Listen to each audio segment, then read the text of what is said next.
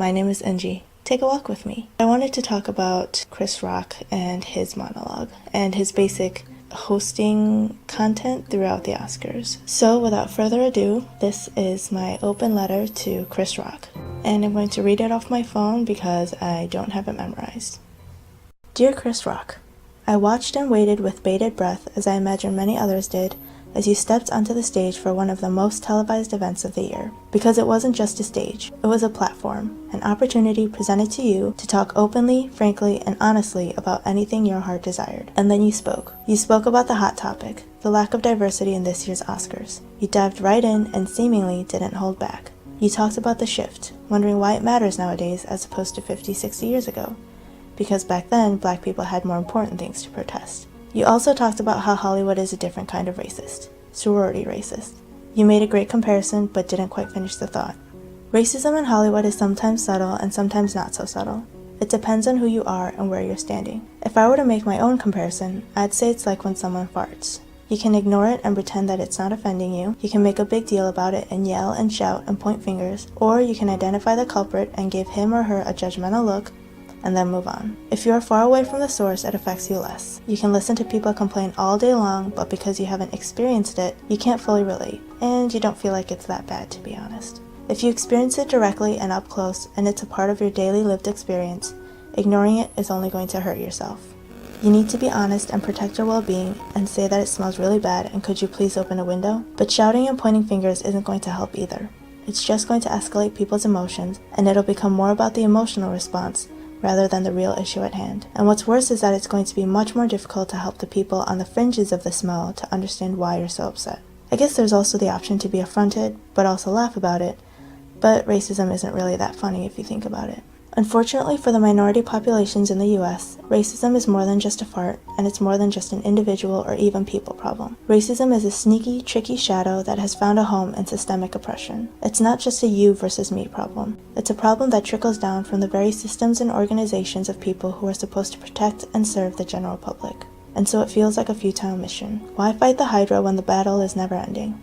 What's the point when you feel like you make a little bit of progress, but then 2 more problems grow on the head of the beast? It's exhausting and it's perpetual. Which is why I wonder if my reaction is unnecessary. Too much. What do I know about award show monologues? What do I know about what it's like to be black in America and what it means to be black in America?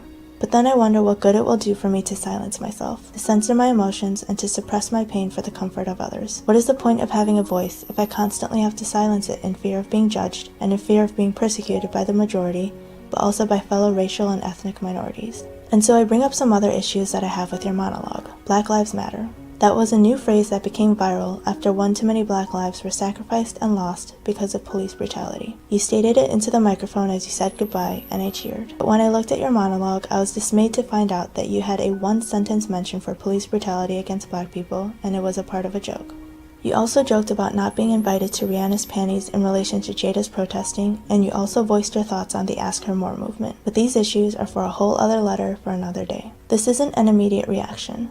This is a reaction that I sat on for several days as I processed what happened that night. It's a reaction that has been separated from the immediate gut reaction I had when it was over, which was, phew, he handled it fairly well, and that could have gone way worse, and this is why I trust this belated reaction. After the laughter and some confusion, it took me several days to realize what really happened and how I truly felt, which was disappointed. Disappointed that you chose to make fun of Asians and make us the butt of a bad joke.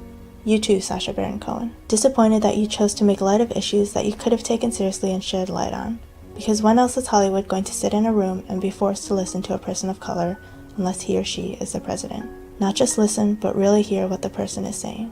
Because under the cheap jokes and under the forced laughter and uncomfortable smiles lies the bigger issue, the discomfort around facing the reality of racism in America as a country. And people may wonder, why does it matter in Hollywood? Why should it be addressed on a night of glitz and glamour and shiny trophies to a group of people who are mostly privileged beyond belief? They're just celebrities. Why talk to them about this? Because celebrities hold so much power and influence. Perhaps more than they are comfortable with, perhaps more than their fans or the general public may realize. When a young Asian female makes a video about racism and puts it on YouTube, very few people are going to watch it, and even fewer people are going to take it to heart. And that's more than understandable, the internet being the vast resource and dump that it is. But when a celebrity shows support for a cause or talks about their experience as a minority in Hollywood, people, not just their fans, listen and, more importantly, people care. So when you, Chris Rock, were handed this incredible opportunity during which many celebrities and people of influence and power would be forced to sit and listen, and millions of people would tune in to watch and listen, you had a choice: to take the easy road or the hard road. To make people a little uneasy, to chuckle uncomfortably, but to take it lightly and gently let them off the hook. Or, God forbid, educate people this night and have them shed tears for something other than being the recipient of an award that will forever brand them in movie credits as being good enough. Maybe it was too much for me to expect to have at least a little acknowledgement on this night, that my struggles and challenges as an Asian American could, for one night, one moment, be voiced and seen as important, as something worth mentioning. That even though the experiences of a black male comedian and an Asian female student are not comparable, we might be able to bond and connect and find kinship in our shared experience of feeling and being ostracized for something that neither of us have control over. Maybe it was too much for me to expect that a fellow minority could have my back, even though we belong to different groups. Because, to be honest, in the eyes of Hollywood and much of America, we belong together in the other group. Chris, you are a comedian and a performer, and I can't imagine the pressure you must have felt as you wrote and put together your monologue, because this is a night of celebration, a night that dreams come true, a night of validation for hard work and talent. But it was also an opportunity. In this tense time, you were asked to host this highly televised, highly visible event. You were representing a group of people who probably expected you to say certain things and take a certain stance. There were boundaries that you probably wanted to push, but knew not to cross because it would be too much to handle for the population that you would be staring in the face that night. You asked for opportunity in your monologue, perhaps not realizing that you are already given one, and I don't know if and when you'll be given another one. I can only hope that another person of color is given this opportunity. And I can only hope that if such a person is blessed with this opportunity, another chance to take a stand, that it may be for all people of color, and that this person will stand alongside all multicultural, multi-ethnic, and multiracial brothers and sisters of color, instead of joking at their expense, because they aren't members of the group that is and feels most salient and most important to that person. Because raising the issue and importance of Black Lives Matter with one hand, while stereotyping and minimizing the issues of another ethnic minority, is only going to make the problem of racism worse in Hollywood, and it's only going to make it easier to divide us. Every ethnic minority group has different problems and obstacles, but we have to remember to support each other on this road to success and equality, rather than bringing other groups down to bring our own group ahead. If we treat this journey as a race, we are only going to hurt and resent each other in the process. Remember, stereotypes hurt everyone, regardless of the race of the person who said it and the person it is directed towards. Sincerely, me. So that was a lot. I made a lot of different points and talked about several different things. Please share your opinions in the comment section below. I would love to hear your thoughts on #OscarsSoWhite, on Chris Rock's hosting of the Oscars, and anything about racism and systemic oppression and all those good things in the comments below. I also hope that no one takes offense to what I said. Again, this is just one person's opinion on the internet. You can make of it what you will. So thanks again for watching, and thank you so much if you stuck it through to the end and listened to everything I had to say.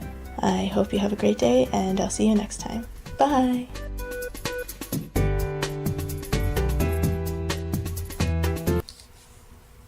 Recording in the morning is not easy.